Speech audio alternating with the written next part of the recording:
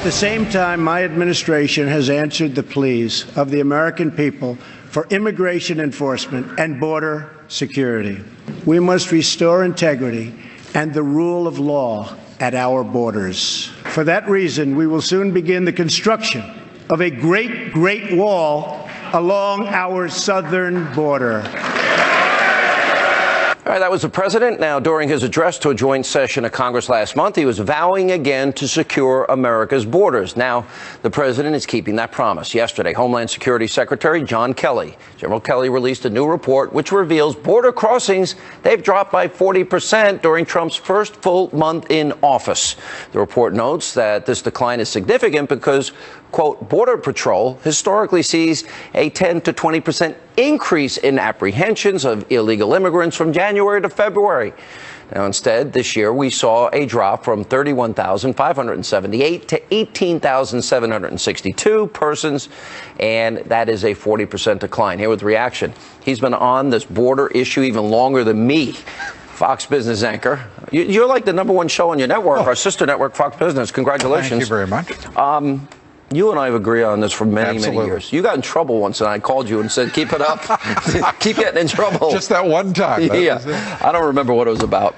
I don't understand those that don't understand the need for America to vet people coming in here and to have a border wall with a door. What's so bad about that? There is nothing bad about that. But we have what has become a fifth column, at least intellectually, in this country, that has said, you know, the United States doesn't have the right to have borders and ports that it secures. We don't have the right to decide who becomes an American any longer. You're racist, xenophobic, Islamophobic, homophobic, whatever phobic. But somehow, despite all of that, we're the most heterogeneous, diverse society on the planet. And we're then called nativists. I'm sorry, if we're nativists, and we're the most diverse society on earth, that makes us pretty good people. Listen, I actually haven't been down to the border as often as I did. I've reported a lot from down there. I remember. I remember being in San Diego, seeing $1 million, $500,000 houses. Gulch.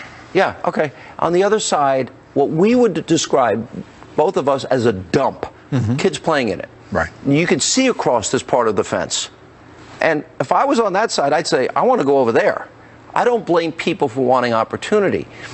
I think America, though, needs to say, okay, if you want to come here, #1, you can't take American jobs. #2, you have to be able to sustain yourself. #3, when we have room, we'll take as many as possible as long as you want to abide by our laws and sovereignty. Right. And what could be more straightforward?